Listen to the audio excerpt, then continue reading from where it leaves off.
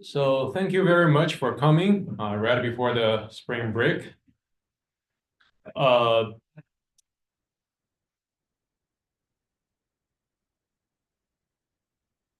Today, I plan to finish up chapter 14 and 16 on the topic of fixed income securities. We are going to primarily covering interest rate risk management under the context of asset liability management, which is a main component of commercial banking.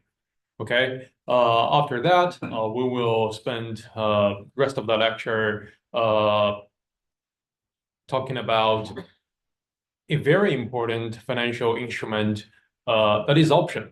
Okay. It completely reshaped the landscape of modern capital formation since 1970s. So you cannot leave CSUN without knowing options. Let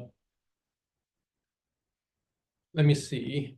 So I will record the lecture today because I think it's very important, and there is no way for those who are not here today to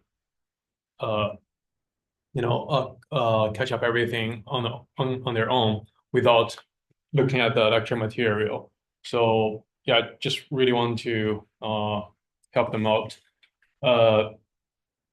So any questions before I start?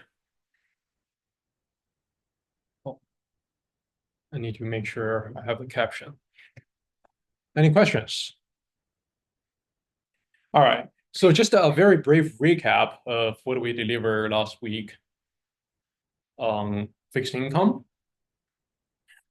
So I think we start off by talking about the price discovery mechanism of bonds, right? We talk about the demand and the supply relationship within each bond market that helps us to establish the equilibrium bond price. And the starting point is those zero coupon bonds, right? Remember the charts I draw on the board?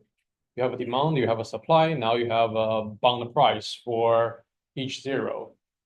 And with that given price, now you can derive the interest rate. And those implied yield is the yield of the bond. That's the return measure of each individual security, right? When we plot the yield across the maturity is the yield curve. It is the yield curve, right? And if you gauge the average, implicit average of that yield curve, we have an artificial thing. We have a man-made hypothetical construct, yield to maturity to capture the return of the bond. Okay, I think we applied the framework of internal rate of return to measure the return of the bond. That's exactly the same thing. Under the context of capital budgeting, when we force the initial outlay to be equivalent to the discounted value of future project cash flow, the implied rate is what we call the IRR. Under the context of fixed income security, when you equate the price to the future discounted payoff of intermediary coupon payment along with the principal, that implied rate is the rate of the bond. Okay, so that's the starting point. We have the yield curve, and then we took a deep dive to the discussion of inverted yield curve, right? What is it? What's inverted yield curve? Why it was important? I think we spent at least a half hour talking about the role of a inverted yield curve for the overall economy. Yes.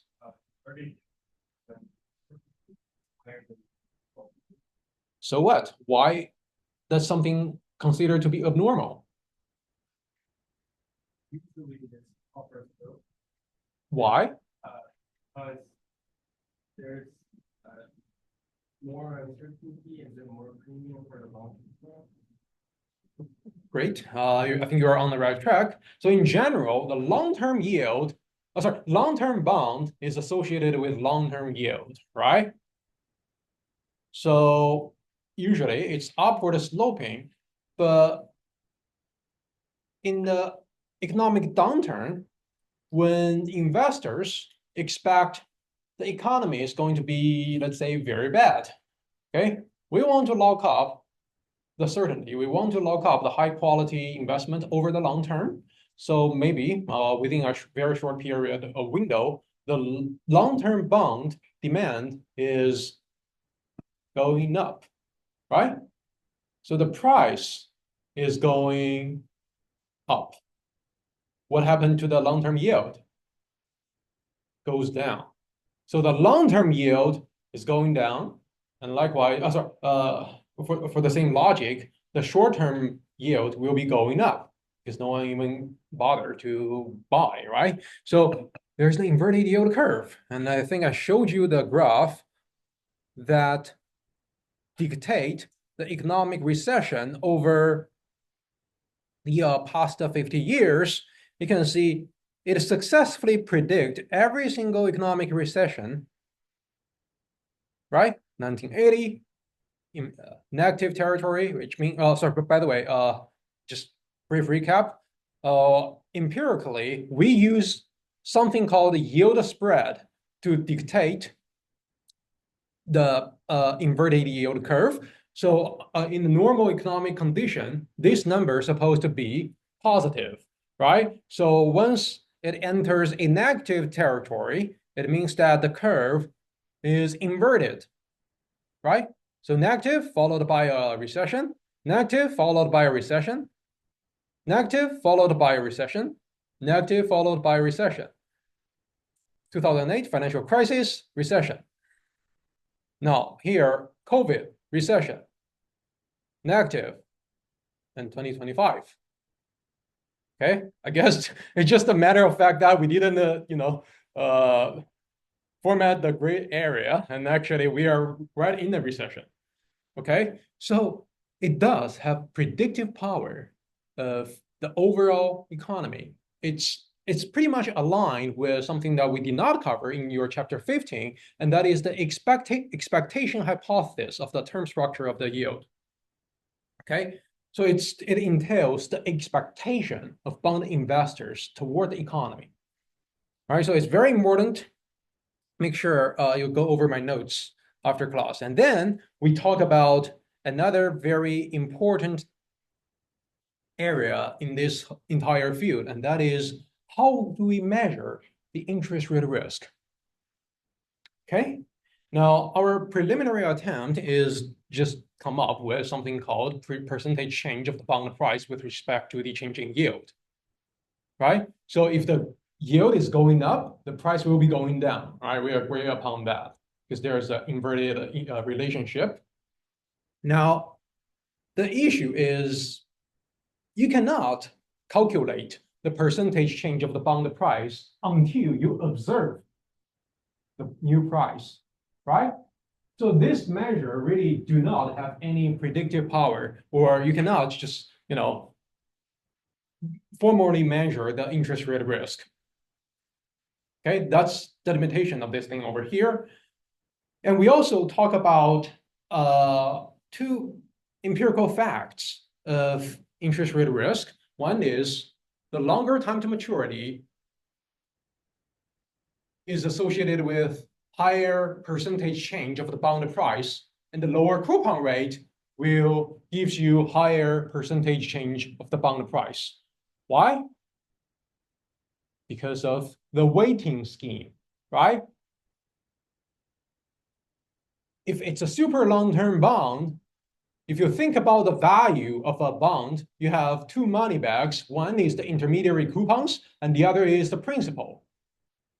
The second component takes, I don't know, maybe 70% of the value of the bond. If you push that money bag far away toward the future, right? When it comes to the value discounting, even the rate perturbs a little bit, there will be a huge impact on the bond price.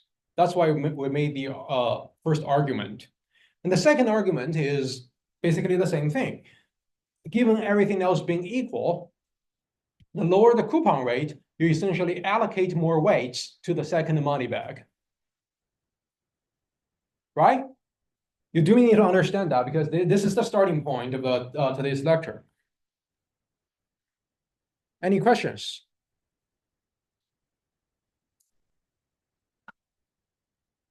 So in general, we can argue longer term bond is associated with higher interest rate risk. You can look at the graph I put up on the screen. The 30-year bond is associated with steeper slope, which captures the sensitivity of the bond value with respect to the yield. Okay.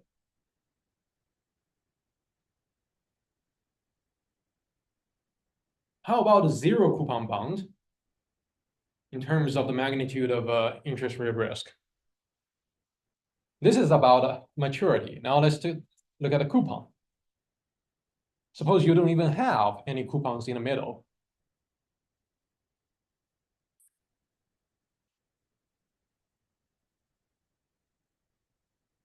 Well, that will be on your next test.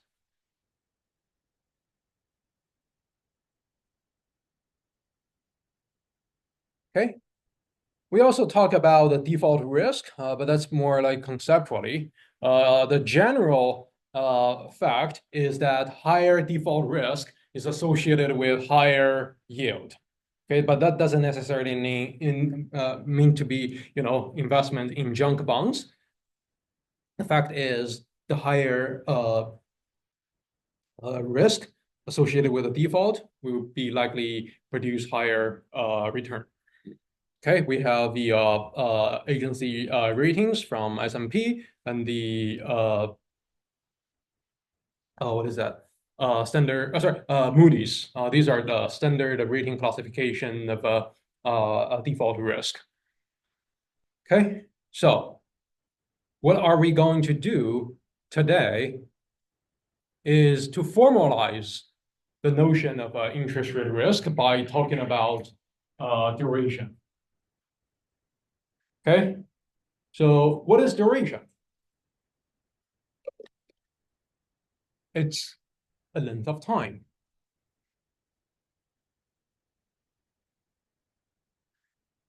So what we will be discussing can be generalized to the area of insurance and risk management. Okay, there are lots of things we can discuss here because it's really the focus of how we mitigate the risk associated with a change of a market yield. Okay, so in general, duration is a very complex and technical instrument. There are multiple ways to discuss, but I prefer to use non-technical approach to capture the idea. Okay, so please follow me closely. What I want to show you is this graph over here to motivate the idea of a duration.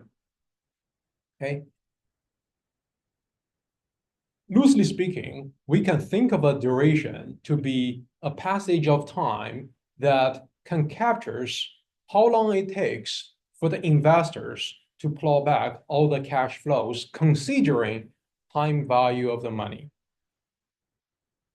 It's a length of time. All right. Let me repeat it again.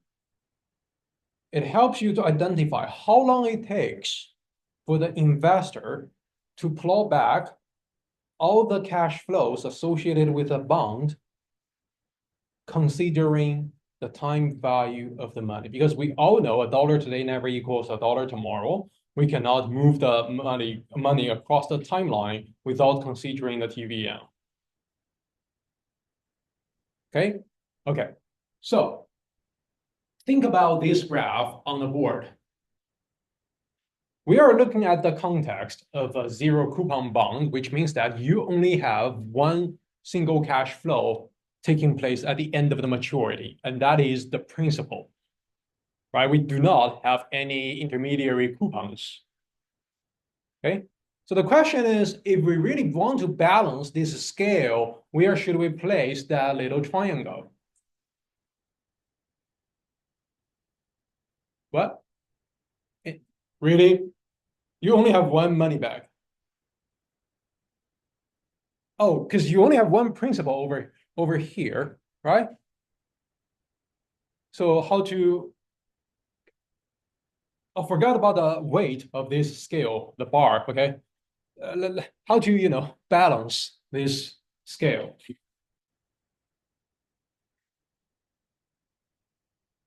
You have to place, oh, sorry. You have to place the little triangle at the end of the maturity, right? Otherwise, it's unbalanced. So the duration of this bond is the time to maturity. In other words, it takes the investor 4 years or the entire maturity to get the money back to their pockets. That's it. That's duration. Okay, still, I mean, I understand it's still very confusing for now, but let's get something a little bit more realistic. Let's take a look at the coupon bond. All right. We have intermediary coupons. We have end maturity principal. Now, if we want to balance this bar, where should we place that little triangle? End of the maturity? No. Right? How about 0? No. Somewhere in the middle for obvious reasons, right? So let's assume it's around 3.2 or something like that. Now, we can argue it takes less than 5 years to get all the dollar amount back to our pocket because you considered time value. Okay, the duration of this bond is 3. Okay, well, more realistically speaking, after a period, what happened? One coupon is paid off. The scale is no longer balanced. You have to rebalance the portfolio of these money bags. So you have to push that little triangle a little bit more, toward your right-hand side. I mean, far away toward the future. Eventually, it will converge to the end of maturity, right? So the triangle will always move from your left-hand side to the right-hand side toward maturity. Because let's say after year 4, this coupon bond will be converted to a payoff of 1 year 0. 1 year 0 coupon bond. Right? Because you don't have any intermediary payment in the very last year, you only have one money bag.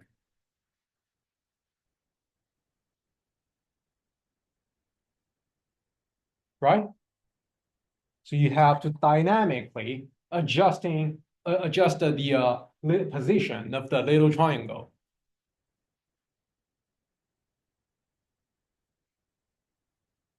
This is just a generic illustration of the idea of duration. Okay, now let's go back to your textbook. Your textbook tells you duration is this. It's not very friendly, but it's actually quite straightforward based on the context I just showed you. So what I want to show you is the notion behind duration, which can be characterized by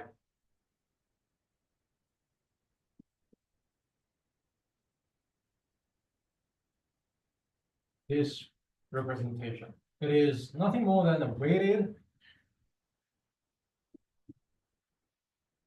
average of the passage of time.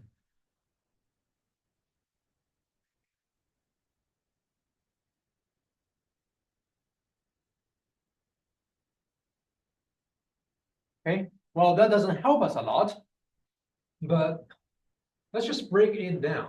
It is a weight that applies to the passage of the time across the timeline.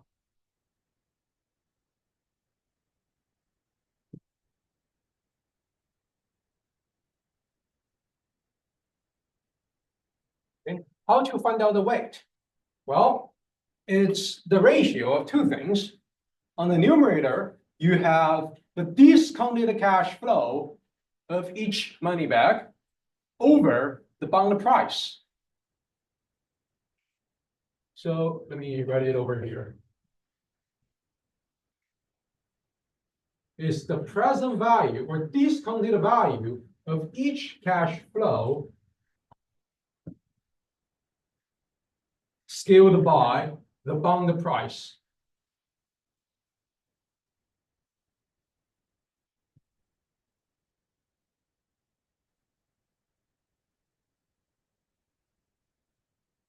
Times the passage of time.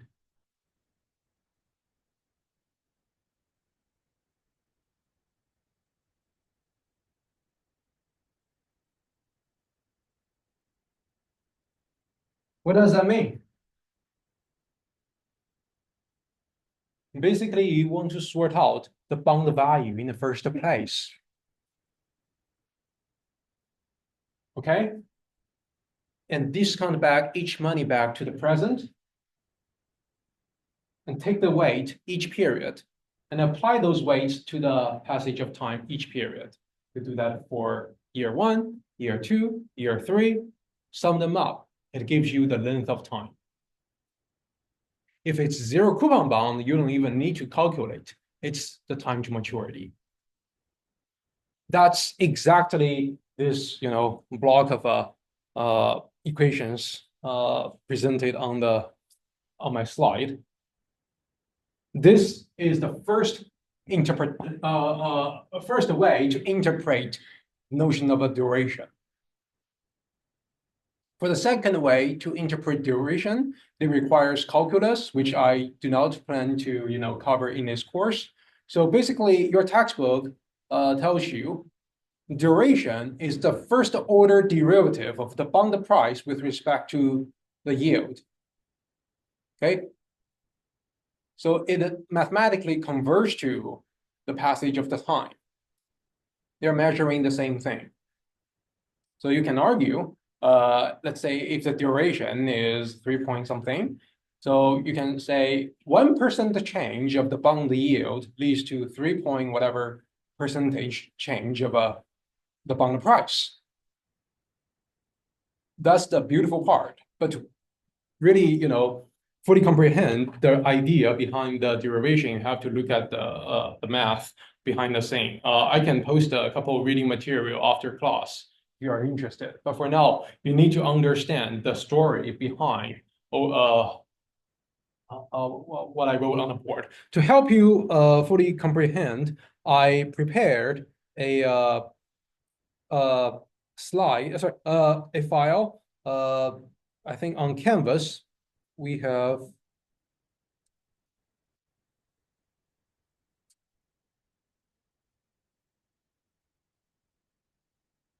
on Canvas. I posted a file named as let me see.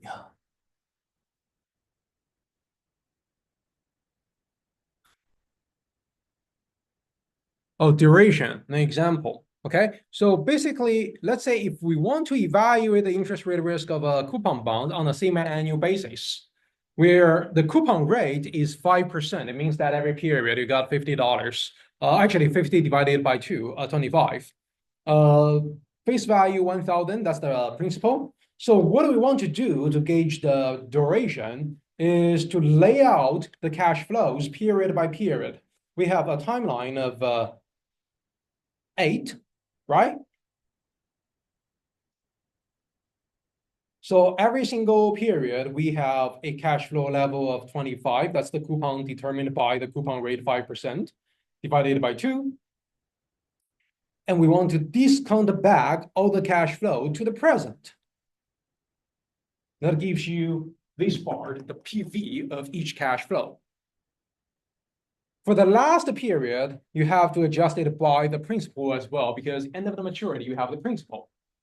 Okay, so it's not a big challenge for you to calculate the present value of each cash flow. That's the Finance 101. Okay, nothing new so far. Now, when it comes to the duration, we have to be very careful about the weights. Okay, this is important. Okay, we want to find out this weight. This is the biggest question mark. How to apply the weighting scheme to the passage of time? Well, it's very easy, actually. We just need to take the ratio of present value of each cash flow against the bond price. That's the weight you're going to use. You do that for year 1, year 2, or period 3, period 4, period 5, all the way to the end of the maturity. So you have a series of weights that you're going to employ to calculate the time. And then you do that period by period. So you have weight times the time, the weight multiplied by 2, the weight multiplied by 3, all the way to end of the maturity. Now, look at this number over here. It's pretty much consistent with what we were discussing last week. The last money bag takes the highest proportion. That's like 83% of the value of the bond. So you apply that weight to that year. So in other words, year 8, the end of the maturity, that time point corresponds to 83% of the value of the bond. So of course, for that year, end of the maturity, time 8 takes the highest proportion of the value. Now, when you do the weighting scheme, sum them up, it takes you 7.2 periods to get back all the cash flows, considering the time value of the money, which is fully captured by this function over here, Finance 101 equation. You know how to calculate PV, right? It's just the future value discounted by, I don't know. Right? Very straightforward. I know the function, or the formula listed on a slide is a little bit, unfriendly, but it's the story behind is very readable. Now, we are not there yet. We have a duration, but we have to adjust the number back to its nominal level because we have the same annual coupon payment. That means every single period you got 2. So you have to divide that duration by 2. So that means every 3.6 years, you claw back the cash flow for that bond. Okay, so now we have the duration, how to use it. Okay, so let's say the market environment, the rate environment, the change from 9% to 1%. That's like 8% drop. Is that right? What do you think to be the movement of the bond price? Going up or going down? From 9% move to 1%. Really? It's going up, right?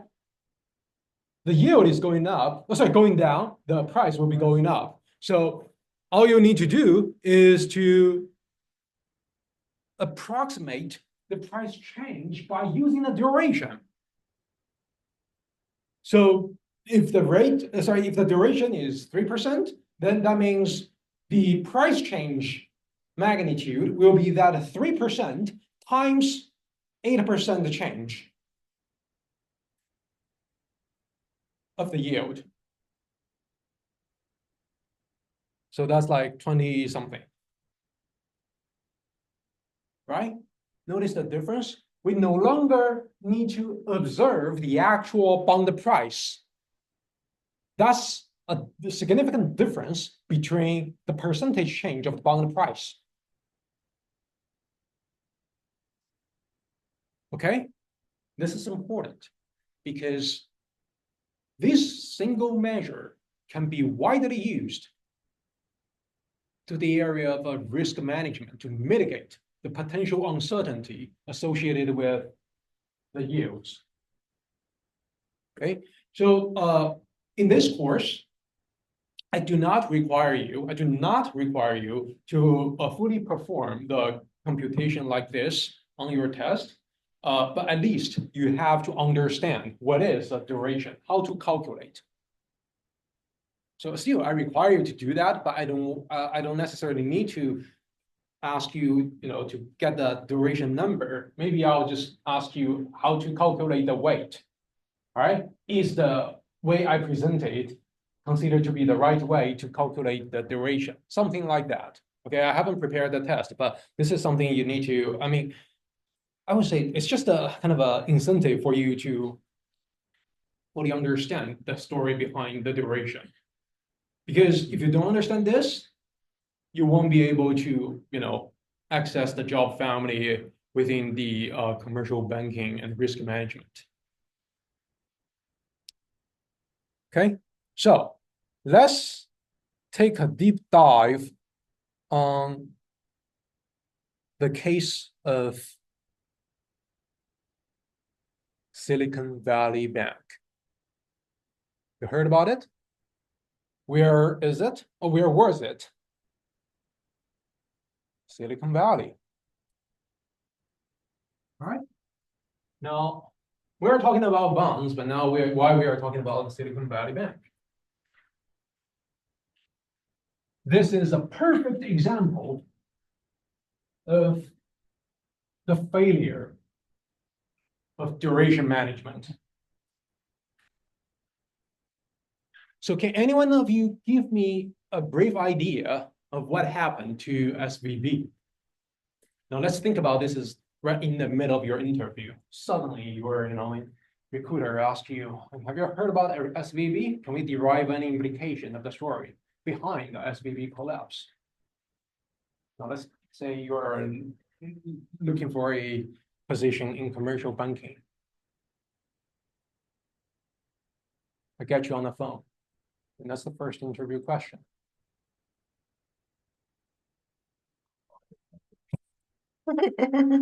Well, I swear, this is something very likely. Not this question, but this is just a very reasonable style, right? I'm not going to ask you to show me how to perform the financial calculator. Well, give a try. Yes.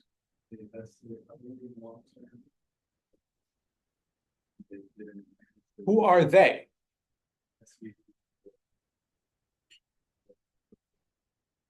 20% right. Okay, it has something to do with a long-term liability. Yes.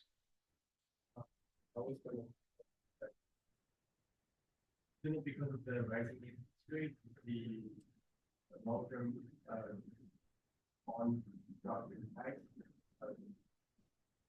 Their yield is now lower than the okay, 40% right. Okay, so this is a little bit tough, but let me let's work on this together, okay?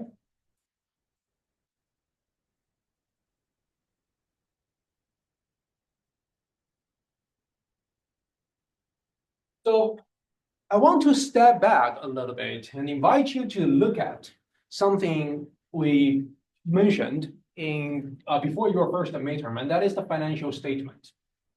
Okay, but I want to look at the financial statement balance sheet for commercial banks.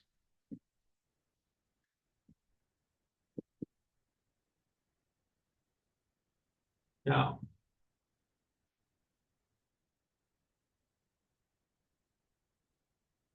typical balance sheet on the left-hand side, you have the assets. And on the right-hand side, you have the liability. Liability. Right? Now, here is the most important part. What are the components within this accounting statement? Let's look at the assets. Oh, sorry, let's first start on the liabilities of a commercial bank. What are the liabilities of commercial banks? Well, of course, liability is debt. You want to narrow it down. What is a liability? Give me the specific item. Thank you. Customer deposit. Customer or client's deposit. Thank you. Okay, this is very important. This is actually a big chunk of their liability in the balance sheet. Now, how about assets? Cash? No. Right? Assets. Well, sorry, cash is assets, but I'm saying, cash is right. Yeah, sorry. But that's not necessarily the biggest part. You know, apologies. So the cash is assets. Yeah.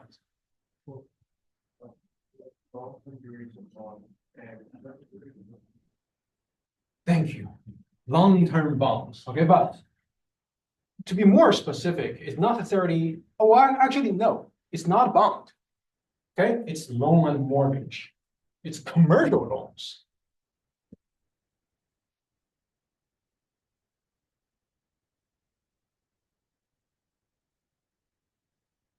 Okay, it's different from the notion of a bond. Here, SVB, the bank, lend the money to the investors in the form of commercial loans. Is that right? Okay, now, and of course, mortgage as well. But my question is, going back to what we covered over here, okay, the duration or the interest rate of risk measurement, I want to invite you to think carefully. The potential maturity structure associated with assets and the liability of commercial banks. Now, answer my question. Are the deposits of customer usually long-term or short-term? Relatively short-term, right? You can go to the bank, withdraw your cash today or over the weekend, I don't know. Anytime, go to find the ATM, you can withdraw your cash, and usually it's short-term, okay? So maturity-wise, this is short-term. Now, turning to the commercial loans. What is the general duration? Is it long or short? Long. Okay, long term, longer term.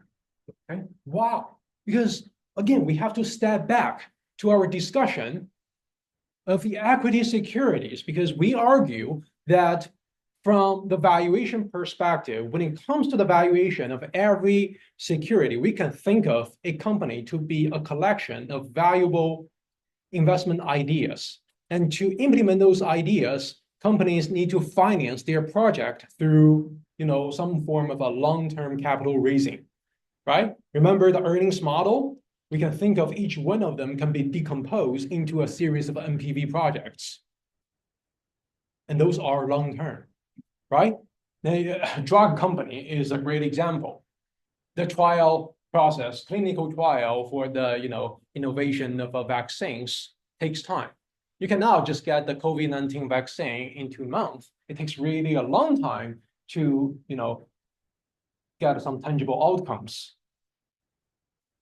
So in short, when it comes to the firm's investments, it's really a long-term project.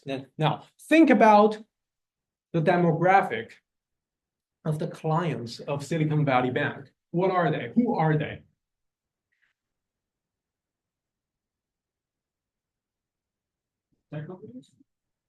Thank you. It's in the Silicon Valley, right? So most of them are startups, small, high-tech companies.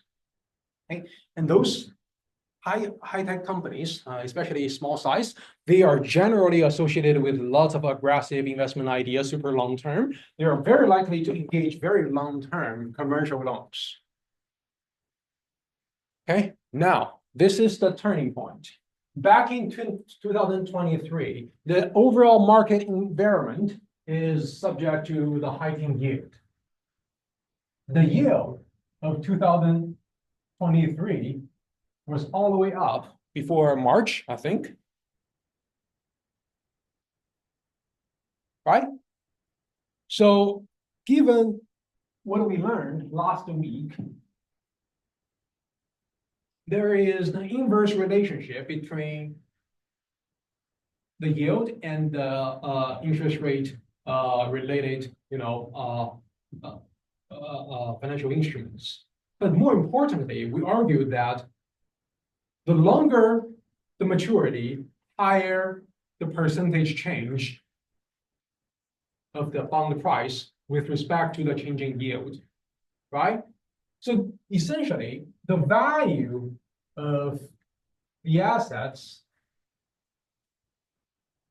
versus the value of the liability is no longer symmetric in terms of their change. Okay. Because of a longer value, longer horizon associated with a commercial bank's asset, this one drops at a higher magnitude. Okay, so the delta VA is way larger than the change of a value of a liability. Okay, and what happened is when it comes to the short-term solvency,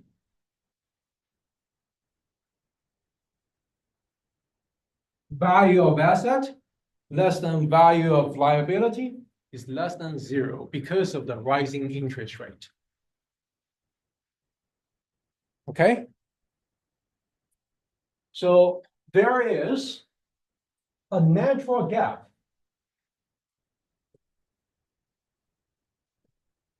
of the duration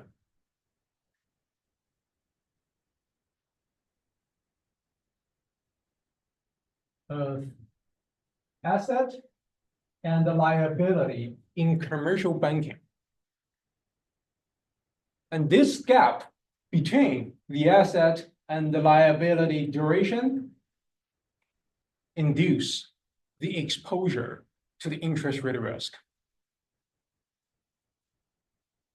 Okay, and this whole thing corresponds to the area of asset liability management, ALM. Okay, the whole point is how to ensure a zero duration portfolio that allows you to be fully immunized from the change of the interest rate. And that's exactly what happened to the opposite of Silicon Valley Bank collapse, right? SVB did not do well in managing the duration of the portfolio. Okay, so because of this happened, and investors just are very concerned about their funds, and they all, run into the banks, withdraw their money at the same time, right? And at that moment, the banks do not have enough liquidity to provide the funds to the market. So what happened? Fell for C. Okay. So these three guys, especially the last two, Douglas Diamond and Phil Dybvig, these two guys are really the gods in these fields who formalized the notion of maturity transformation and bank runs. Basically, banks, they argue, banks has the feature that transform short-term loans to long-term liabilities. You know what I'm saying?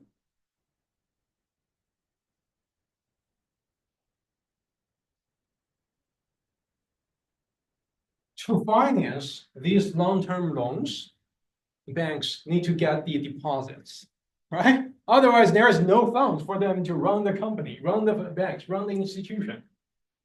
Okay, so they have the magic to turn short-term deposit into long-term loans, commercial loans. This is what we call maturity transformation in commercial banks.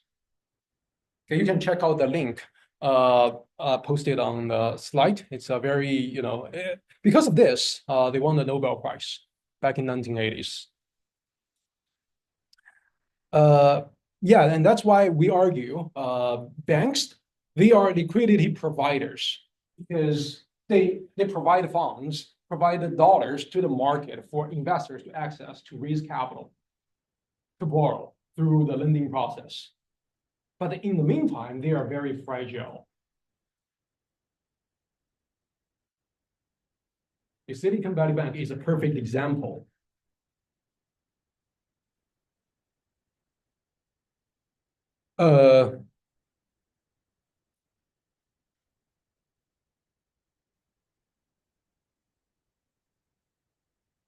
So your chapter 16 primarily talks about the story of immunization. That's actually what we discussed. What we want to do in the real world is always to form a portfolio that yields a zero duration portfolio.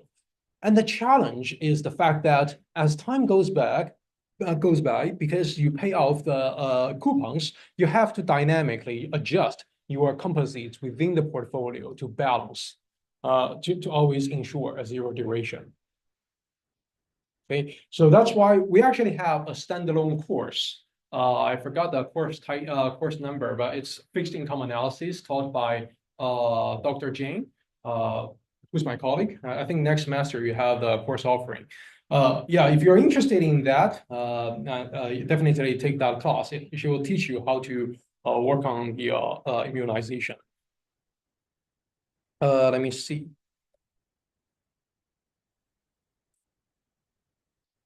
Yeah, basically these couple of slides just tells you what happened to SVB. So I sum up a couple correct strategy in retrospect. I mean, looking back, what happened in 2023, definitely we have to adopt some form of interest rate derivatives to hedge the risk. Okay, and also, I don't know, just the fundamental thing, the biggest part is the duration matching. Okay, so yeah, that's pretty much the coverage of fixed income security. Let me see.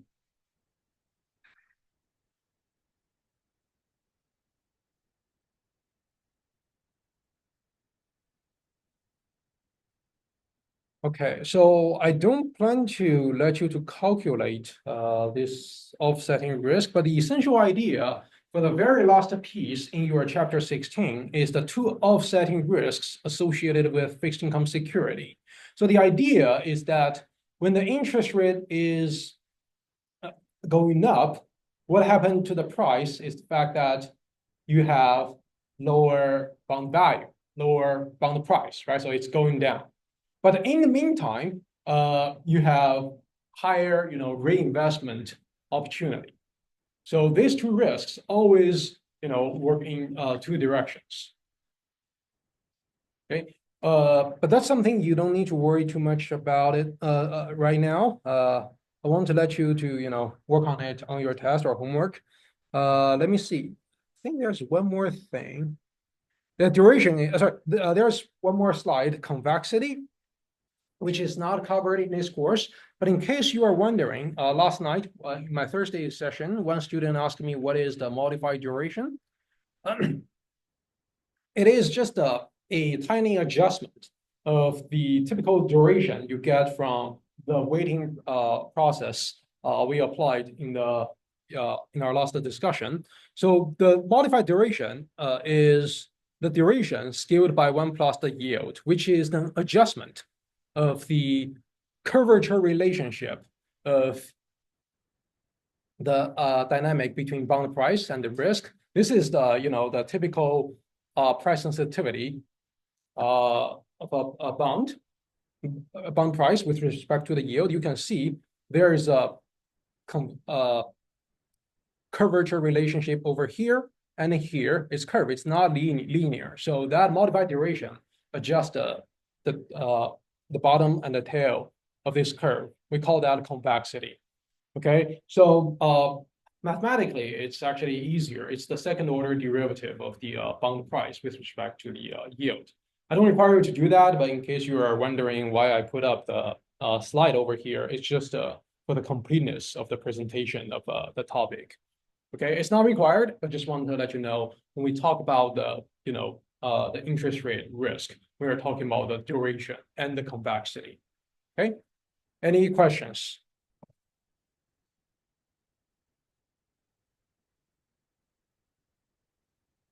So you should be able to work on the problem sets on the fixed income. Let me know if you have any questions. This is a big chapter, and of course, next one. Yeah, definitely make sure you read the book and revisit my notes. Any questions? No? Okay, to me, this is probably the single hardest chapter because lots of the topics are counterintuitive. Okay, so I assume you will have many questions. Yeah, please read the chapter. Otherwise, it's going to be a bit challenging to digest. Okay. So I will probably talk about options for 10 minutes and then we'll take a break. So in your chapter 20 and 21, we are going to debunk one of the single most challenged financial instrument, and that is options. Okay, I'm not sure if you still remember. Before your first midterm, we talked about the fact that finance is all about interaction between time and risk, uncertainty. Okay, now options serves as an ideal instrument to manage the risk from the portfolio perspective. Okay, let's take a look of the motivation. This is the textual search frequency from the Google trend over the sample period of March 2020 to this week. Okay, and I'm just talking about the textual search of volatility. Okay, so the first circled area, I guess that takes place around the time of Russia and Ukraine war, okay, back in 2021. So there's a spike. All right, the second circled area, I think that is the attempt of the assassination of Donald Trump last summer. Okay, the third circled range is what we were experiencing last month. So you can see the attention from general public toward the notion of volatility is changing. That's the first point I want to make. And also you want to look at the bottom here. Look at the geographical distribution of those textual search. Who's the number one? New York. Why? Wall Street, financial center. Second, Washington, D.C. Why? Politics, political center, right? New Jersey, well, New Jersey and New York are the same thing, right? Let's just do a rough approximation. So, and how about Wyoming? All right, so of course, you want to realize the fact that this is Google trend. This is not some sort of a complex financial data, right? The point is, Goldman Sachs, JP Morgan, they do not necessarily use these platforms. It's a proxy for the retail investors' attention from you and me. Okay, now the next thing is, if you fit this trend to the actual performance of a volatility, it actually highly moves.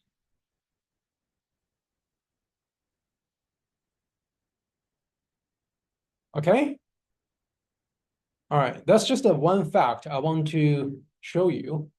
The second fact I want to present is the actual implied volatility of the option market over the sample period of 2022 to this week. Okay, so the idea is that the market itself dictates the volatility through options. And this is the volatility implied by the index option of S&P 500. Okay, it's called the CBOE, Chicago Board of Option Exchange, S&P 500 index option.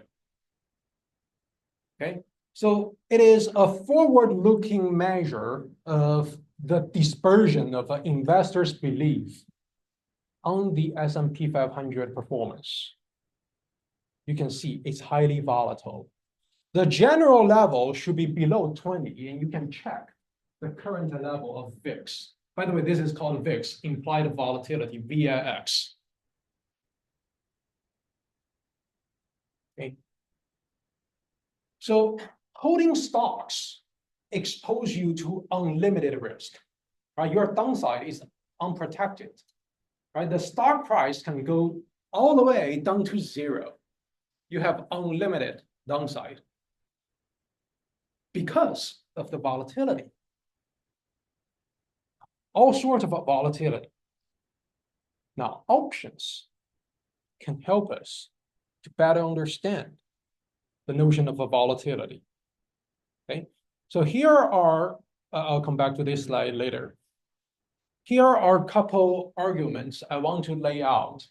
The first one is that options are everywhere.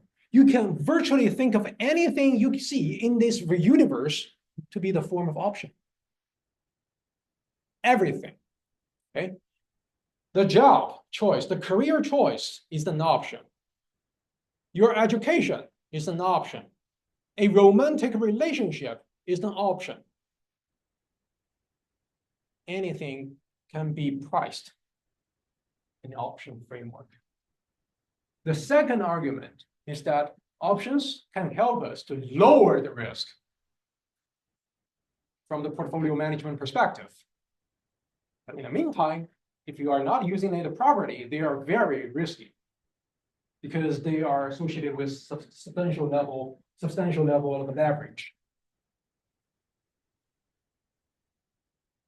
Now, if you argue bonds and stocks, they are individual instruments, tools, then you can think of options to be a comprehensive toolbox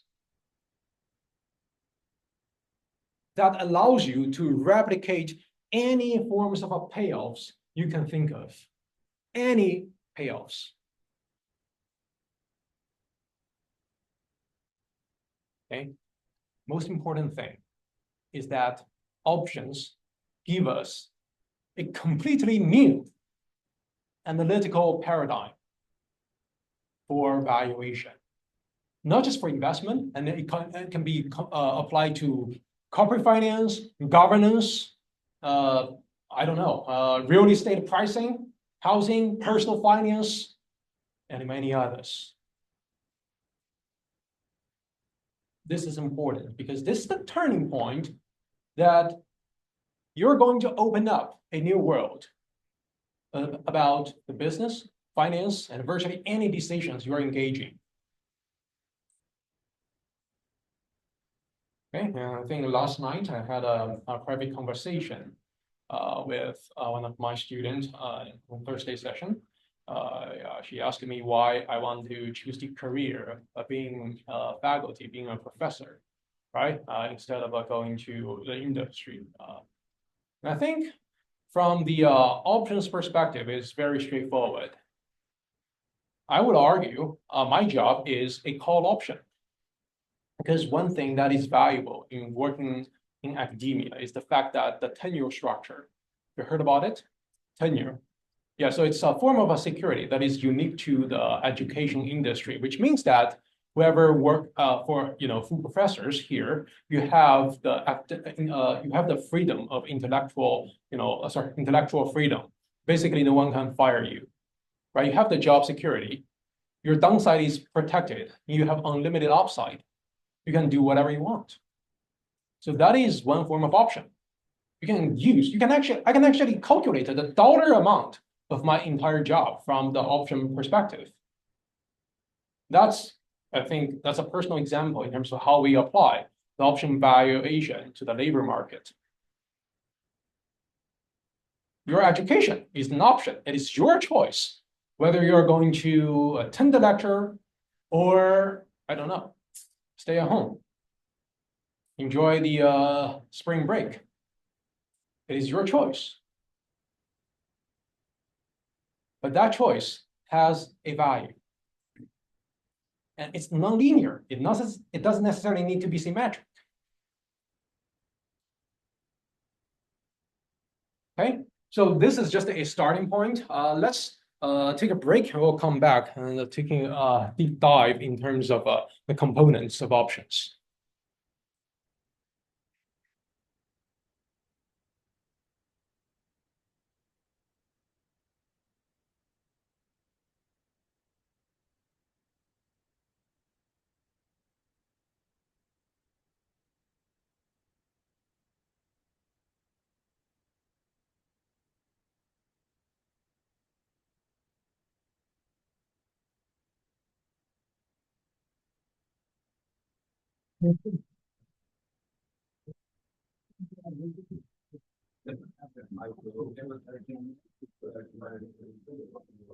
Honestly, man, yeah, I can't sell.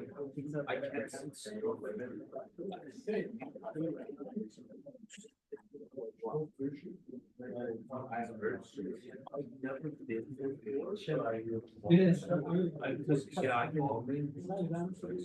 Yeah, I can imagine.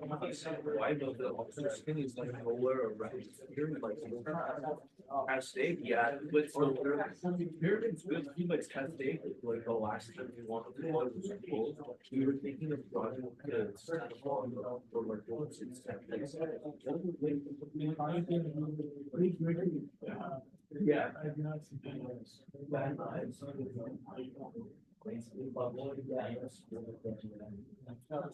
Yeah, like we use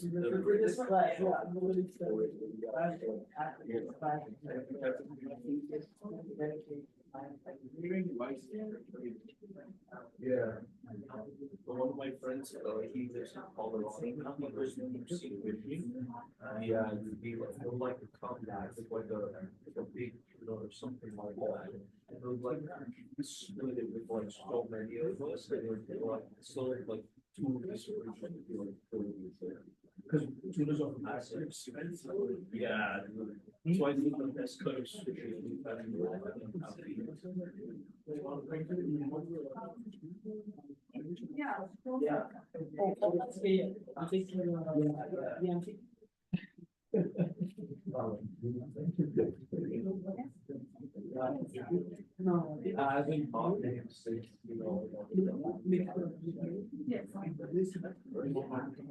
No, I think. If I hear somebody like that, I would.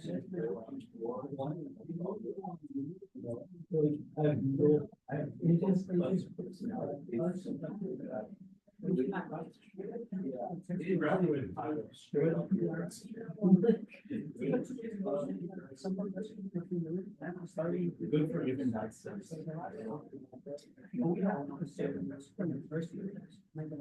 That's true. Yeah, that's true.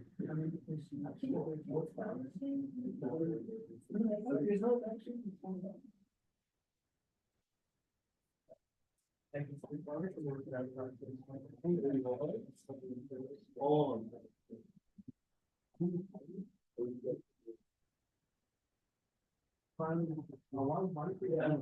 Yes. You're not starting the stuff? How should I? Oh, I think you can upload the images. Yeah, I think. Yeah. Under which module? I don't know. Let me see. I didn't find any like assignment pages. Really? I already got a couple of submissions. Oh, really? I may Hold have- on. Let me double check. There we go. It's under assignment here. Oh, and then I just have to. Yeah. Click. Okay, got it. Dude, what's always there like 20 minutes early because now we're doing our lunch or every time we go there. Yeah, like before we're like our supervisors are like just be getting there as well. And they're all.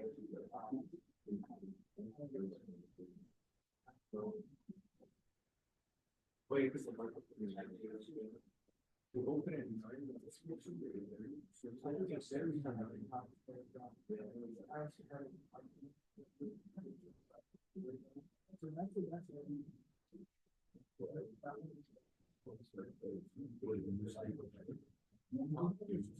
I have that, yeah.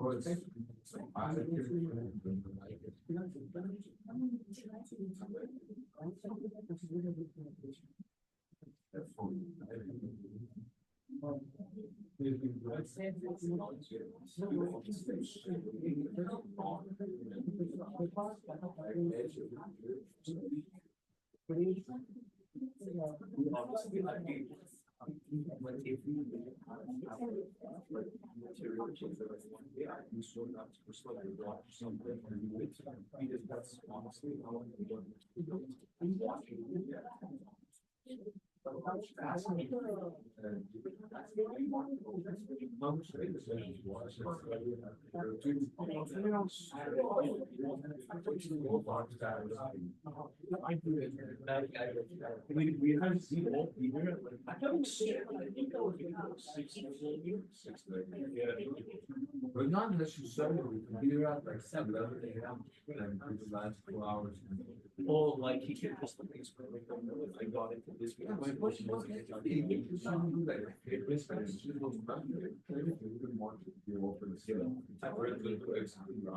think the project's gonna be so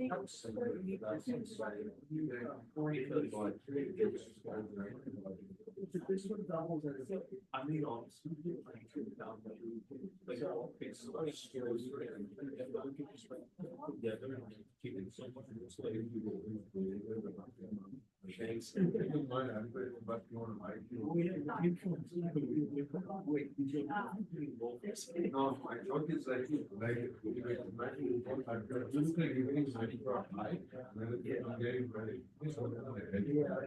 Oh, yeah, when you came from I'm just like, I used to like then from home, so I'm gonna wear. No, but I was like. Yeah, I love that because I can't find anyone like like these like shopping or these things. Because this yeah, it's not like source and then also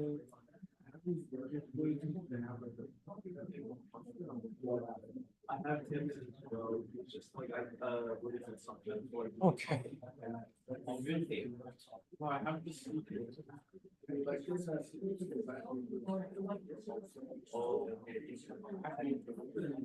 nice, I have the regular.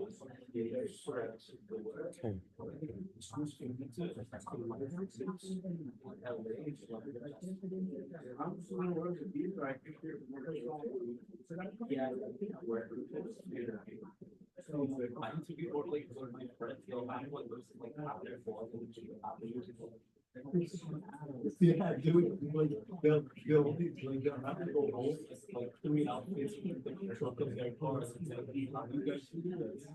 My main ass was right, right.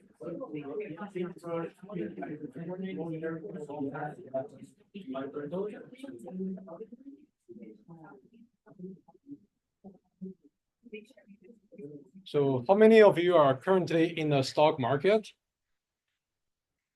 Okay, couple hands. So how do you feel about the current market outlook? Like, I have been sort of like waiting for this for a long time for at least a good correction so I can. Okay, get the opportunity. Yeah. Okay. So I said many times on day one that finance came after economics. If you really want to identify, if you really want to identify opportunities, you have to understand the market environment. Okay. And if you cannot do that right, then you cannot ensure an appropriate option strategy. Sorry, I think it's not very.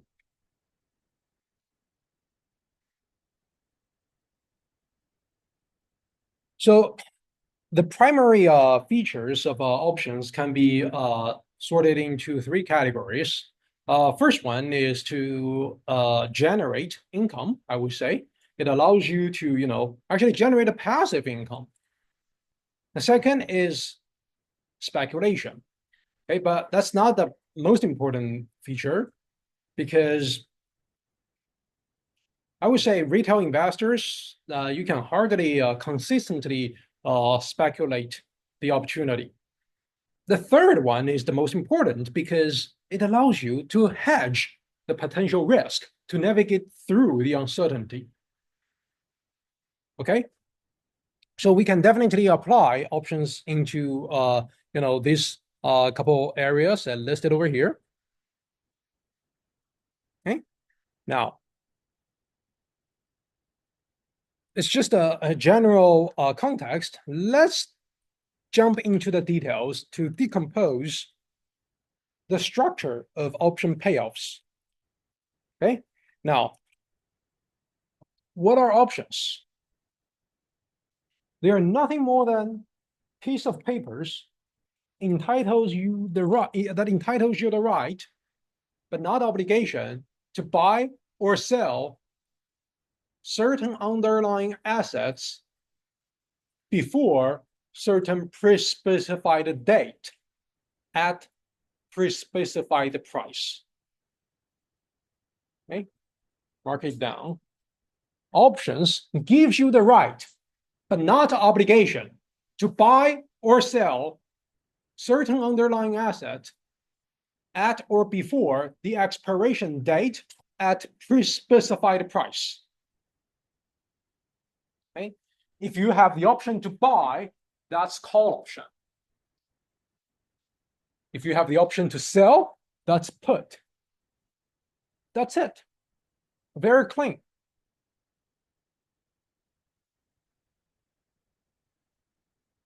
Well, verbally, it's very straightforward, but to quantify the value of options, it could be extremely complex. When it comes to the initial invention of option pricing back to 1970s, there are three guys: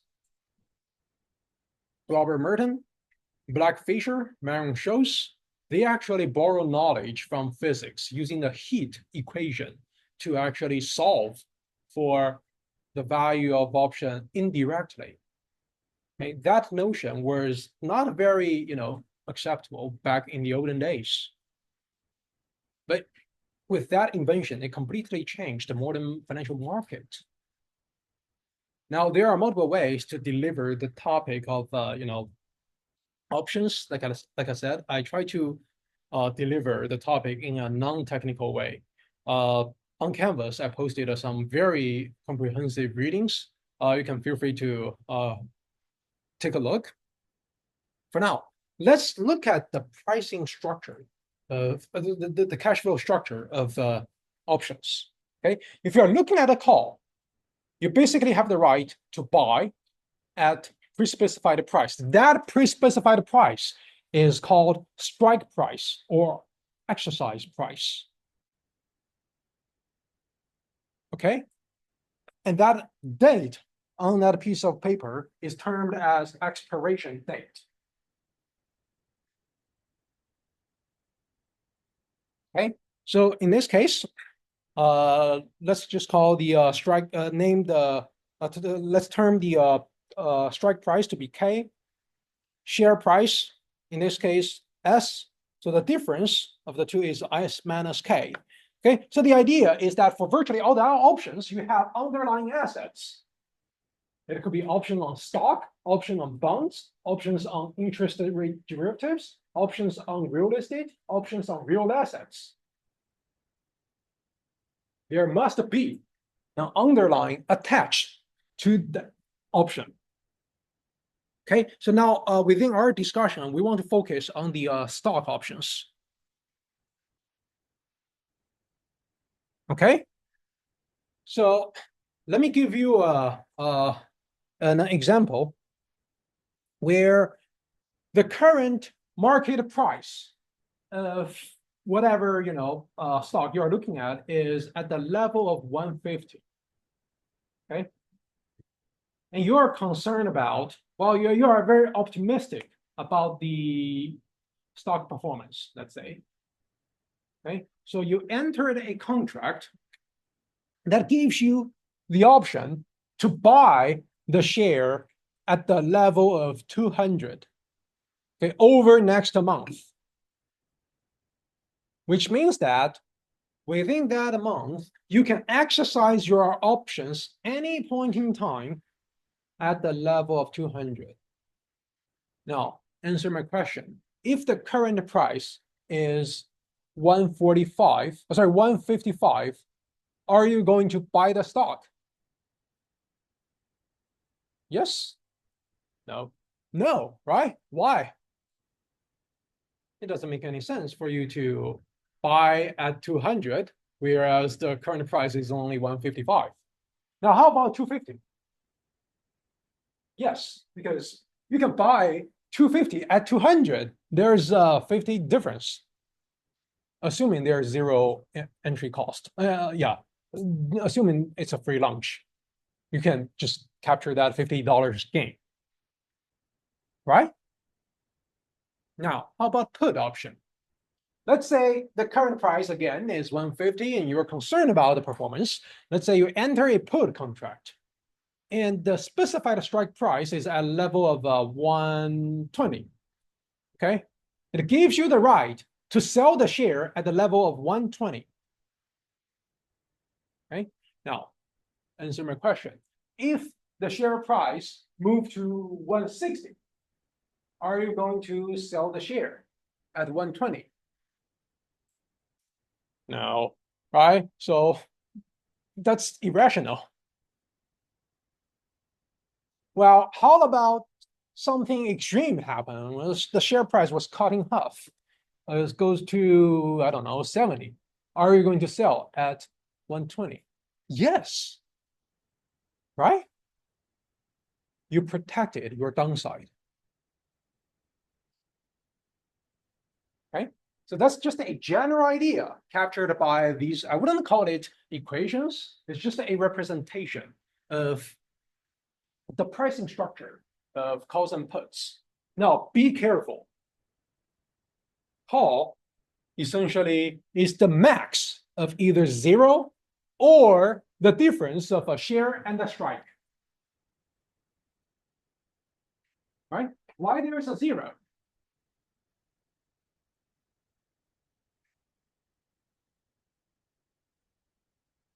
Under what occasion you get a 0 payoff?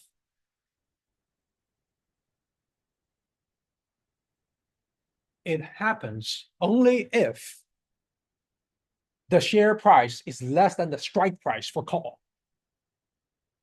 We just discussed, right?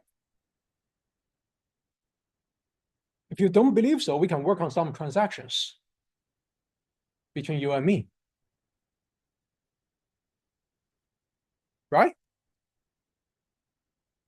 And the other thing I want to mention is the fact that you can buy the option, you can sell the option.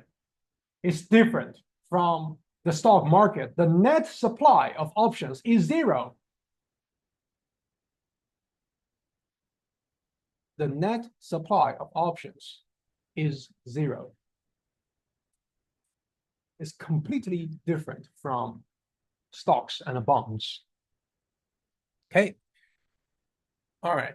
Let me give you an even more straightforward example. Do you guys drive? So you have auto insurance, right? What are the typical terms on auto insurance? The term period or the? Oh, I mean, okay, on that contract, what kind of well, what are the major information?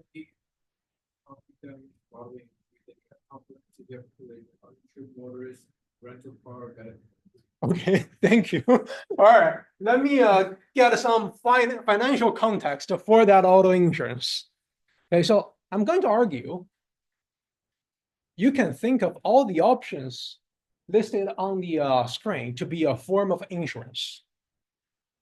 Okay, so let's take a look of the example of Tesla. You know, this week was just absolutely crazy over the entire past 5 years, right? For Tesla, and initially it jumped by 15% and then up for 15%. I have huge position in Tesla, huge. I just feel like, God, I don't know what to do. All right, so I didn't do anything. All right, but that's a separate topic. I will come to that. But the whole point is that we can get the insurance for the stock. These are the typical terms of the insurance contract.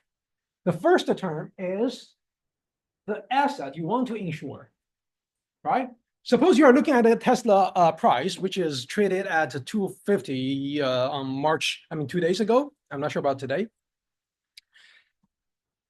You're not that optimistic, okay? Because it dropped by 40% since beginning of this year, and you're concerned about the performance. Now you want to get an insurance for the Tesla stock. Okay. Now, think carefully. The asset you want to insure is this stock. Is that right? How about the current asset value? What is the current asset value? It's the value of the stock, right? What's the term of the policy? What is the length of time under this context? You don't need to give me the number. I didn't even tell you. It's the expiration of the option, right? Expiration. You have to pay your auto insurance every 6 months or every year, I don't know, every month, right? There you have a term. Now, how about the maximum coverage? In this case, with a strike of a 245. What is the maximum coverage? Well, if you don't know, I encourage you to go over your auto insurance carefully after class. What is the maximum coverage? This is not about the options. This is about insurance. 245. Thank you. Because you have the right, but not obligation, to sell Tesla at 245. That's the worst case. Now, next term on that insurance contract, and that is the deductible. Deductible. How much you can lose before the insurance kicks in.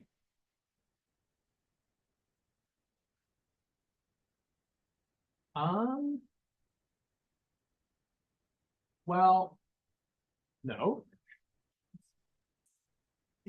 That's the insurance premium, right? That's the price of this contract, right? Yeah. Oh, I was going to say it's different between the price of the stock currently and the price of the stock at expiration. Great, thank you. It's the difference between the current stock price and the the exercise or strike price. In this case, it's, I don't know, $4. You can lose no more than $4. Beautiful thing. It is the insurance. If the stock price goes all the way up, that's fine. I'll just let it go. I'll just let my options expire. If it drops all the way to $10, wonderful. Let me sell the stock at 245.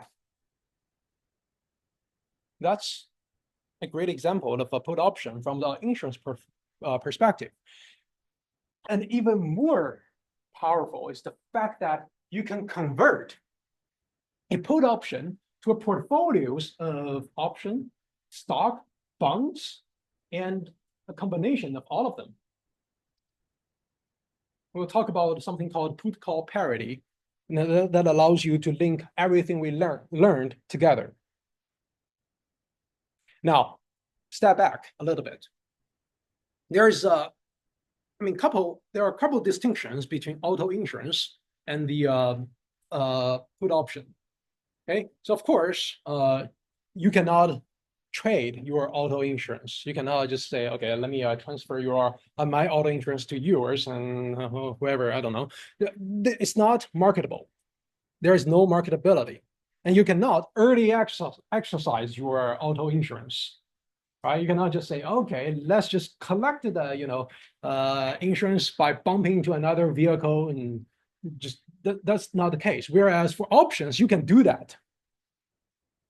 And for options, you also need to be mindful about the potential dividend risk, which means that, let's say, if you early exercise, you liquidate your stock position. Now you lose the access to all the dividend payouts in the future. Okay, so there are a couple of distinctions.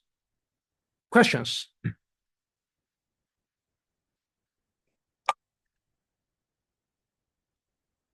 All right. Puts or buy option not are there like cases where you just won't exercise? Like if you have a put option and you want to make profit? Say that again. Let's say I have a put option and I want to make money. Is there some reason why you wouldn't exercise? Okay, so you bought a put, okay, and now the stock price goes all the way up. It doesn't make any sense for you to sell the share at a lower price, whereas the market price is way higher than your strike. No, I'm saying it goes down. Then if it goes down below than the strike, definitely you need to take advantage of that option. It doesn't make any sense for you to abandon. You know what I'm saying? So you said options are safe? Yes, from that perspective. We are talking about the hedging. All right, okay, now, couple terms, I think I already covered. Exercise price, strike price, expiration date. There is a distinction between the European option and the American option. American option allows you to exercise anytime at or before the expiration date, whereas European only can be exercised at the expiration date. Because of that flexibility associated with American, it's more expensive. Okay, so another pair of concepts we want to clarify before we move on is the intrinsic value and the time value. All right. So what is the intrinsic value of an option? You want to make sure you understand that. Okay. Intrinsic value is the difference between the strike price and the option. I think there's a typo. I missed a word. There's a distinction. Sorry, it's the difference between the strike price of the option and the. Wait a minute. Oh yeah, it's the difference between the strike price of the option and the market price of the underlying. Okay, so let me give you an example. Hold on. Oh, sorry. Let me finish it up. Okay, so that difference, like what we discussed, is the intrinsic value. In that put option insurance example, if the current price is $2.49, the strike price is $2.45, that $4 is the intrinsic value. Okay, the rest of the value is only dictated by the passage of time. Okay, so to understand that, let me ask you this.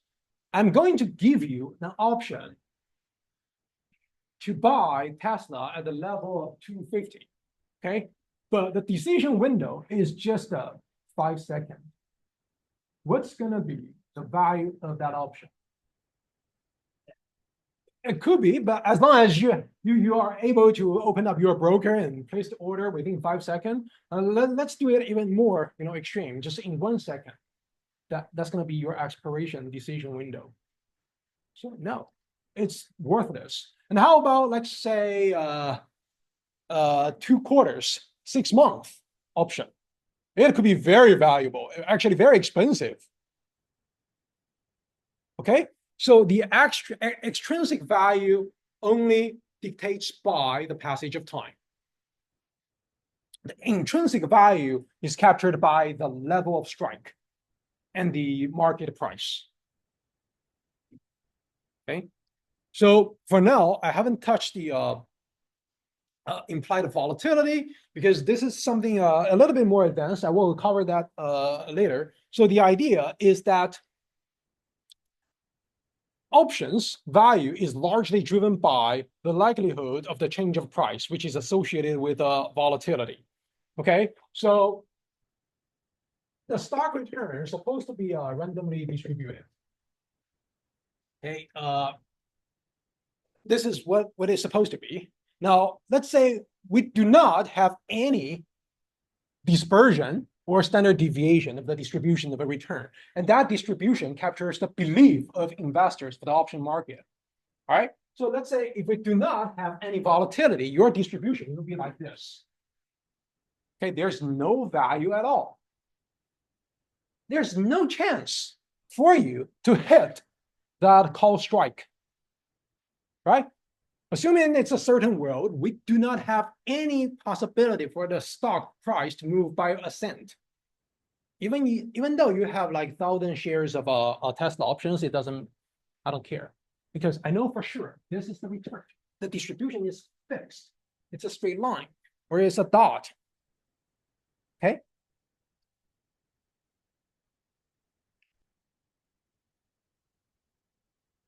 All right, if you agree upon that, let me clarify the last set of a concept before we jump into the analysis. So the last set of concept is what we call in the money option and out of the money option, ITM and OTM. Okay, so in the money refers to the fact that whenever you exercise the option, you gain a positive payoff. Let me repeat it again. Under the context of ITM in the money, it means that when you exercise the option, you get a positive cash flow. So for call option, if the strike is 150 and the current price is 160, is it in the money? If the current strike is 150, if the current price is 160 and the strike is 150, yes, because if you exercise, you get $10 cash flow. Oh, sorry. Okay, let me write it down. The strike price is 150 and the underlying asset value share price is 160 in the money, right? Because S minus K is $10, right? It's greater than 0. It's in the money. This is in the money call.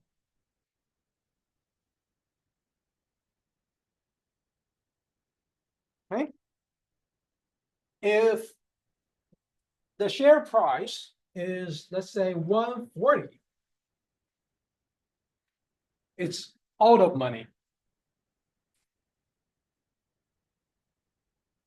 Okay. So you have in the money call, in the money put, out of money OTM call, OTM put. If it's equivalent, then that's gonna be at the money. Okay, so this shaded area over here, capture the in the money options of calls and puts. Yes. Let's say, an option contract is, it gets deep into the money, for example. Does the time decay only affect those options where the expiration date's coming up soon and it's still out of the money, or can the time decay still affect any of the money call? Of course, as long as there is still a time component within that option, definitely it has a value. I mean, the extrinsic value. All right, I'm not sure if I answer your question. My question is, like, for example, option contracts that are out of the money, they lose value by each day, for example, right? Then it's tomorrow, if I want to buy an option contract, it's gonna be cheaper in the same expiration date. Let's say, I don't know, April 7th, right? But if when I buy it and it was out of the money and now it gets in the money, and maybe let's say it's even deep in the money, do I still lose that daily contract value or no, because it went so above the strike price? You still lose. Yeah, right. Yeah. But okay, so you have to measure that to maximize profitability. If you're just trying to buy and sell the premium, you don't care about the exercise. You know what I'm trying to do? Okay, let's talk about that when it comes to the covered call in a couple of slides. Okay. Yeah, good question. We'll talk about it in the covered call position. It's something relevant. And actually, you know what? IRS, Internal Revenue Service, they do have a set of rules in terms of how you discipline the play on the deep in the money call. Yeah, something like that. Okay, but let's just it's a separate topic. I just want to address that later. Okay, so hold on. Okay, so we have the buy and sell calls and puts. So we have this two-dimensional space. Long call, long put, short call, short put. Okay, and you end up with a payoff structure like this. Okay, what does that mean? It means that we can now, from today, replicate any payoffs we can think of.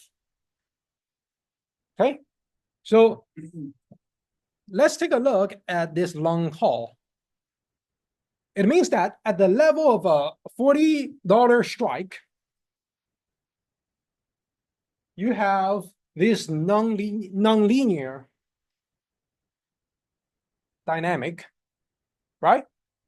So if the stock price moved to $60, you can exercise the call option by buy the share at 50, right? But there is no free lunch. You have to pay for that. And that pure profit is captured by that dashed line. So you have to pay like $2 or $3 in this case to get that contract. You know what I'm saying? So your actual break-even point is at the level of 52 or 53, right? Is over here. This is something that captures the break-even point of your option contract. All right. So you can sell the call option. Every one of us can be the options providers to the market. Every one of us can sell the options, but I'm not going to ask you to sell options. I'm just saying you can provide the options to the market. By doing so, you are compensated for that commission or cash flow captured by this distance. That's like $2, right? So in the last image, you have to pay to enter the long call. Here, you can sell the call to collect the premium. Likewise, you can mirror the image again vertically. You have the long put and the short put, right? All right. A more powerful way to play the option magic is that you can enter multiple contracts at the same time. Okay? So let's say if we simultaneously buy a call and a short put, what do we get? Not necessary. It's a long call plus a short put. So you move this building block or magnet tile to the short put. You combine this graph and this graph together. This one and this one.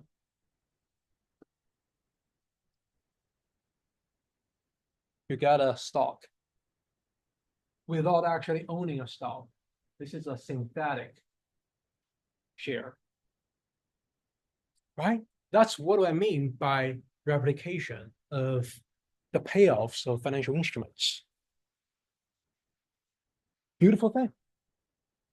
Yes. In this case, the strike price is $50 and the price of the contract is $2. Yeah. Yeah, it's just a hypothetical construct. But if you want to see some real examples, we can easily do that. Okay, so after class, I want you to, work through this payoff diagram tables. Just make sure you fully understand this. Let's say if you have a call option, your actual payoff, depending upon the context, is either 0 or the difference between the share and the strike. But the profit has to be adjusted by the call premium. Likewise, you can do that for the put. All right. Any questions regarding the profits?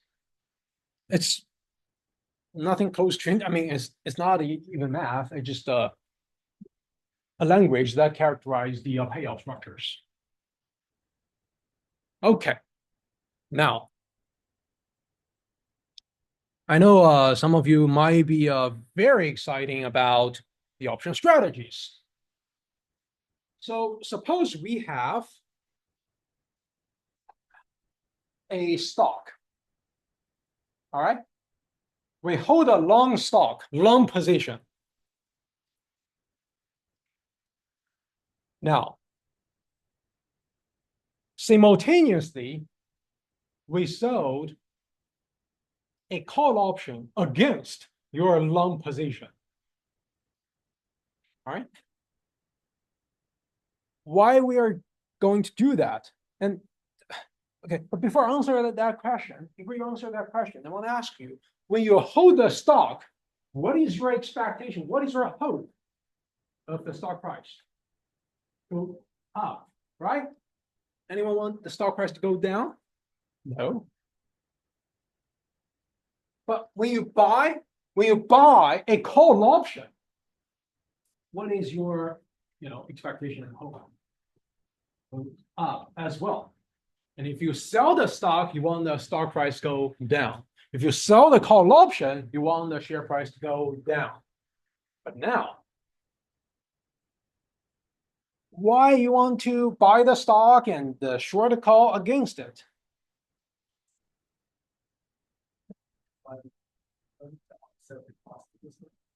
Okay, seems like yeah, on the right track. Any other thoughts?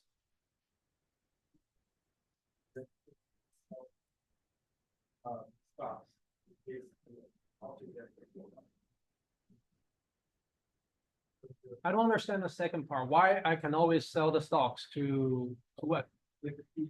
You're covered, even if the option buyer exercises the option, will not be unlimited downside. Well, your downside is unlimited, right? Because if you plot everything together, it will be something like this, right? Stock price can go all the way down to 0. It is partially risk defined, but not entirely. Any other thoughts? It seems like counterintuitive. It is actually. This is considered to be one of the simplest and the hardest strategy for many different reasons. Okay, but actually, I personally have been practicing this strategy for many years. I really like it because it can help me to capitalize the option premium to protect my downside by a reasonable magnitude. Okay. So the idea of this combination, this portfolio, is the fact that you can collateralize your long stock, your position, to collect the premium from the short call. Be careful. You have to sell the share conditioned upon the ownership of the shares. If you do not have the stock, do not sell the call. Right? Why? Give me a justification. Why you want to avoid that scenario? Yes. Oh, I'm asking why you cannot sell the call option without actually owning the share. Downside of what? Oh, the short call? Yeah. Oh, yeah, of course. Yeah, thank you. Right? So let's say you sell a short call against, let's say, I don't know, Apple. Right? Ideally, the share price of Apple dropped by, I don't know, $10. And you captured that $10. But what if, unfortunately, the share price get all the way, tripled because they come up with a new iPhone color? That's unfortunate. So you have to pay for those triple. Exactly. Right? You have to buy back that share at the current prevailing market price, which is tripled. And you are obligated to supply the capital to the market. Yes. So whenever you want to use the going long on the stock as your collateral, since an option contract is what, 100 shares for one Mhm. contract? Mhm. You have to own exactly that 100 shares long? Yes. Okay. Yes, thank you. That's a great point. I was trying to simplify our discussion. So in the real world, when we talk about option contract, we are talking about 100 share basis. Okay, so that means, and let me give you an example. This is the actual platform. Okay, so let's take a look of a individual share. All right, so you can see within, let's do single. All right, so okay, so this is it's a little bit small, but you don't care. You don't need to know the numbers. So we have different dates across the timeline. That's the timeline of the expiration date. Companies issue a series of options across different expirations. You have options of a Tesla expiring next week, 2 weeks from now, 3 weeks from now, 1 month, 2 months, all the way to, I don't know how many years far away in the future. Okay, and within each expiration date, you have different levels of strikes. Okay, so purple area indicate the in-the-money options for calls and puts. All right, so you can see the actual price for I don't know, for the at-the-money call of Tesla expiring today. Right now, it's almost a zero because why? We no longer have the time window. It's already Friday. Market is closed. Of course, you don't have the access to the option. That's why it's zero. All right. Let's take a look at the 7-day window. So it's $6. That means that you have to buy that option $6, but unfortunately, you have to buy it on the 100 share basis. So 6 times 100. That's the case. Right? You have to do it by contract, which is correspond to 100 shares. Okay, so it looks like cheap, but you have to time by 100. So let's say if you are looking at in the money calls, so you can see it's like 30 or 40. That's 4,000 for one single contract, which is quite expensive. All right. So okay, let's come back. Okay, so I argue that short call plus long stop essentially align with the idea of the collateralization of your stock in exchange for the short premium, right? Because you shorted the call, you collected the call premium. That's a beautiful thing. I've been doing that all the time, but it could be risky. Okay, I'll come to that. So let me ask you one more question. If you implement this strategy, what is your hope? What is the ideal, perfect scenario? Stock price drops in that intermediate, so I can sell the short call. Wait. You sold the call already. Oh, if I sold the call already, Yeah. then I want, if I'm still long the stock, I want the stock to rise in price. You want it to rise to what magnitude? I mean, I'm just long the stock, I don't really have time against me, I can, so it doesn't matter. Partially right. Okay, how about this? Let me rephrase my question. Suppose the current, let's say, let's again do Tesla. The current stock price of Tesla is 250, 249. All right, okay, so it didn't change. Anyway, so 250, okay, Tesla. Suppose you own 100 shares of Tesla and you sold a call of Tesla at the level of 260 over next 2 weeks. You have 2 weeks time to decide whether you're going to exercise that short option.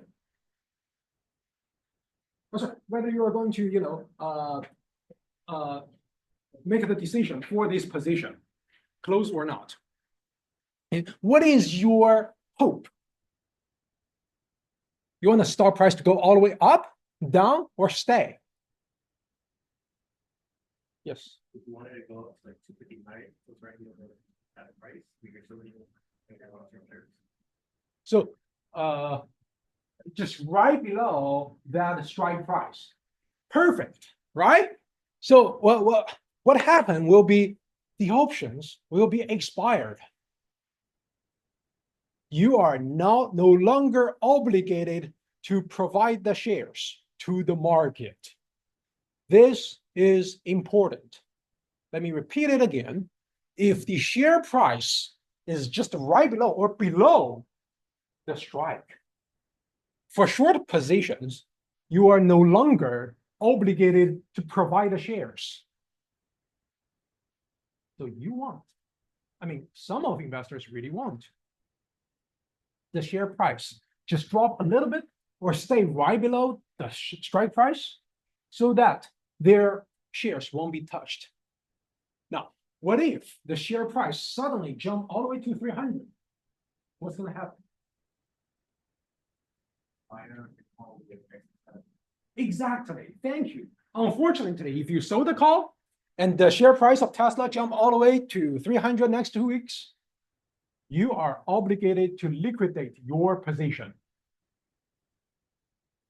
You know what I'm saying?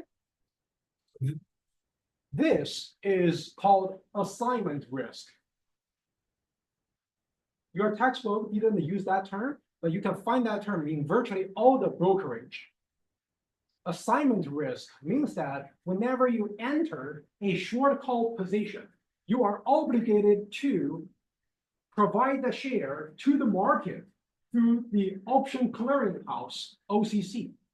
All right. So you're going to, sell the shares if the share price exceeds the pre-specified strike. You are subject to the risk being called away, all your shares.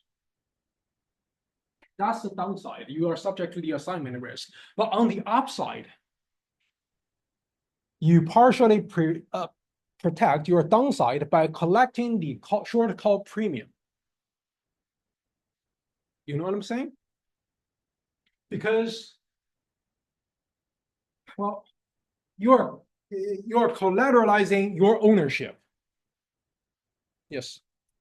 General, the option sellers, when they sell a short call, they want the option to expire out of the money worthless, or is their best chance of profit of, let's say it goes all the way in the opposite direction?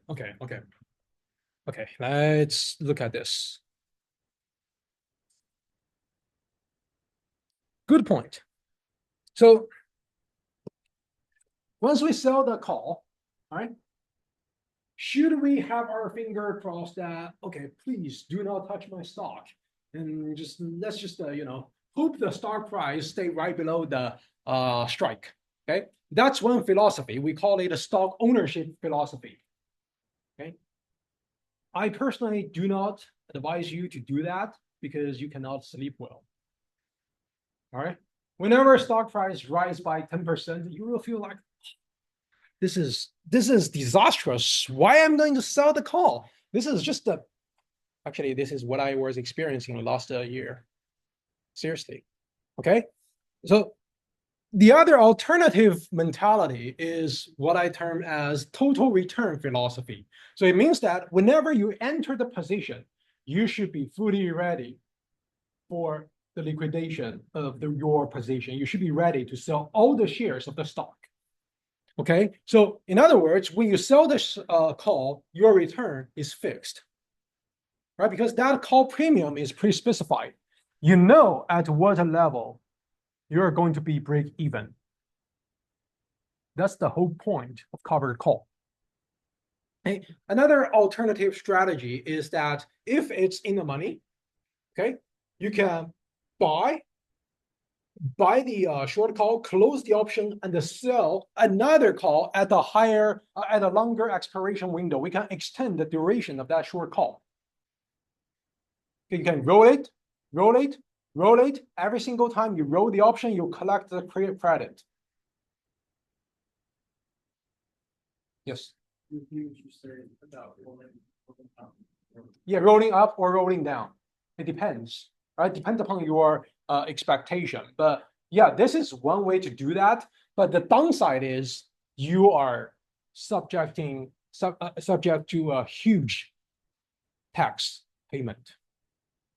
All right. Even worse, IRS, Internal Revenue Service, is just terrible in terms of the regulations on the capital gains.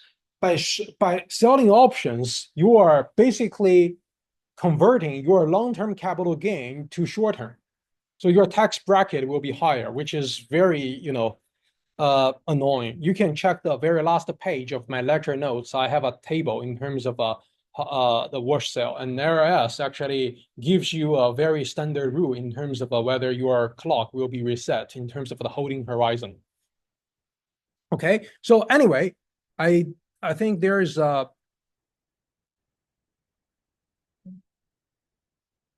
huge implication of the covered call, and that is the collateralization of your ownership. Because you collateralize your ownership all the time, you can keep rolling your short call across the expiration. Yes. Not that anyone, like, I don't understand like the reason why somebody would, but if we were to sell the call a year out, then those shares would remain as long-term capital gains. If you had them for Okay, so let me complete your question. So the idea is for regular investors like you and me, as well as institutions, for all the investors, let's forget about options. If you buy the stock today and then sell the stock a year from now, within a year, that is subject to short-term tax. All right.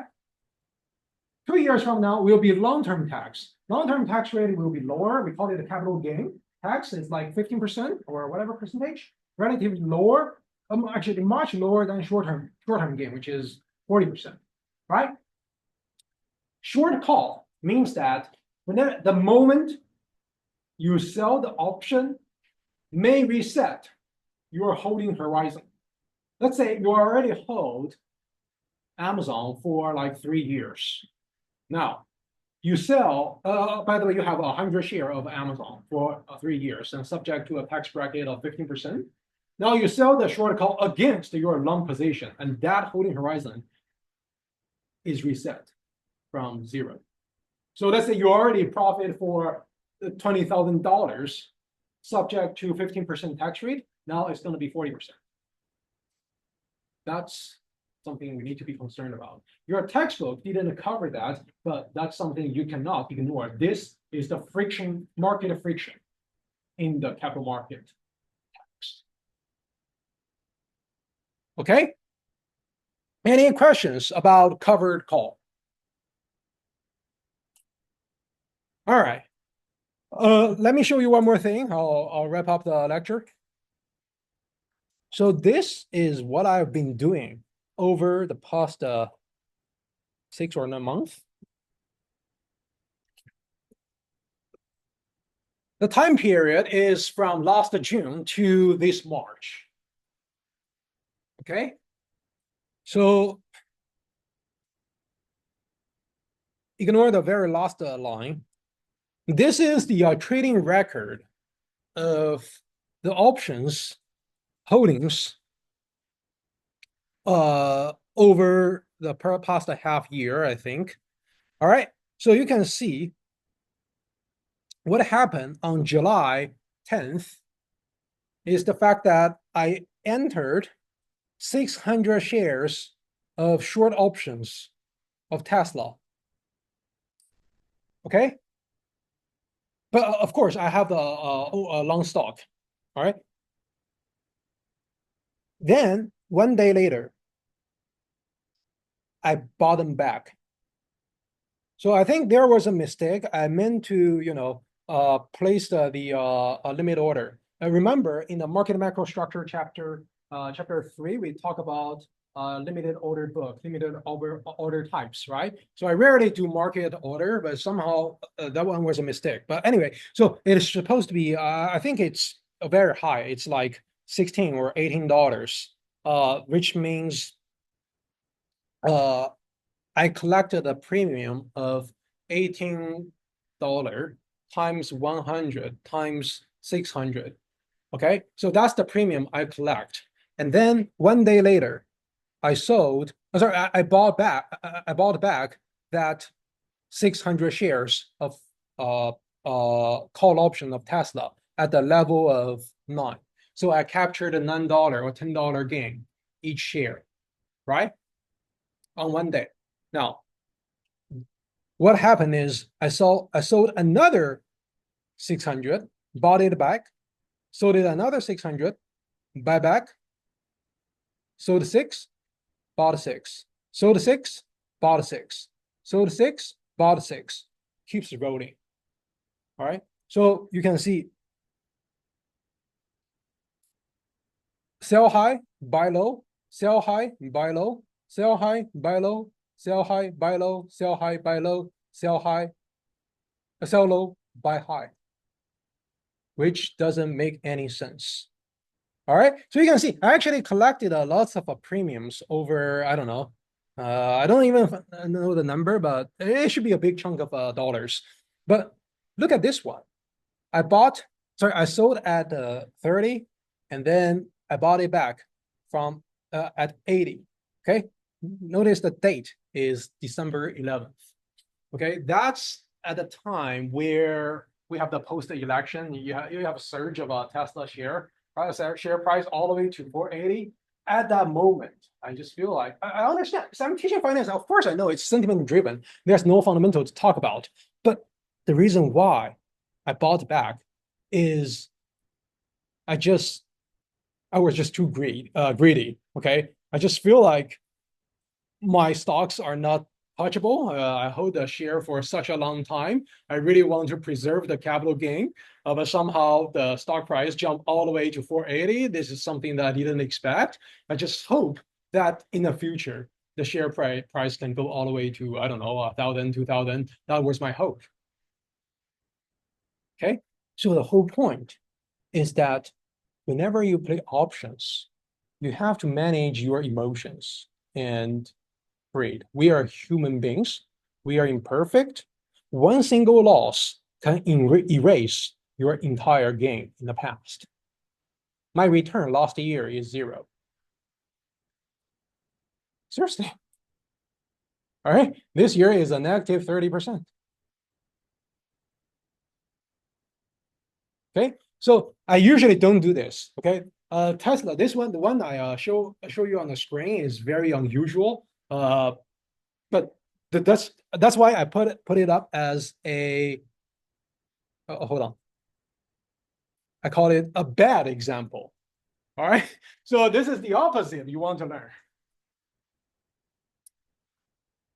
So you can now just follow the market and buy on the trend and just bet on your sentiment. That's not the proper thing to do. Options help you to protect yourself, help you to discipline and hedge your risk instead of this kind of speculation. Okay. Yeah. All right. So any questions?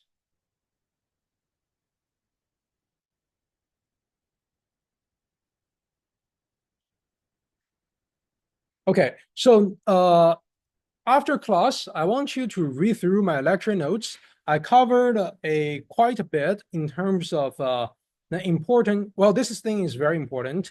It's called put-call parity, which draw the links between capital market, bond market, as well as the option market. Okay, so basically we link everything together.